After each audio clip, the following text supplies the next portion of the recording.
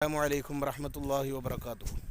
നബി സല്ലല്ലാഹു അലൈഹി വസല്ലം തങ്ങളുടെ ജീവിതത്തിൽ ഏറ്റവും പ്രിയമുള്ള ഭക്ഷണ വിഭവങ്ങളിൽപ്പെട്ടതാണ് ഖുബുസു ഷഈർ, ബാർലിയുടെ ഖുബുസ്. മഹദിയായ ബീവി ആയിഷ റളിയല്ലാഹു അൻഹ പറയാണ്, മാ ശബിഅ ആലു മുഹമ്മദിൻ സല്ലല്ലാഹു അലൈഹി വസല്ലം മിൻ ഖുബുസി ഷഈരിൻ യൗമൈനി മുതതാബിഐനി ഹത്താ ഖുബിള റസൂലുള്ളാഹി സ്വല്ലല്ലാഹു അലൈഹി വസല്ലം.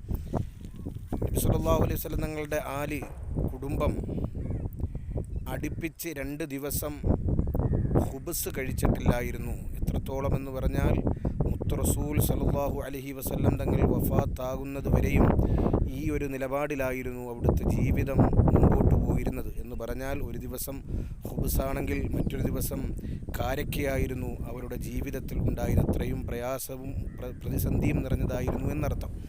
അസ്സലാമു അലൈക്കും വറഹ്മത്തുള്ളാഹി.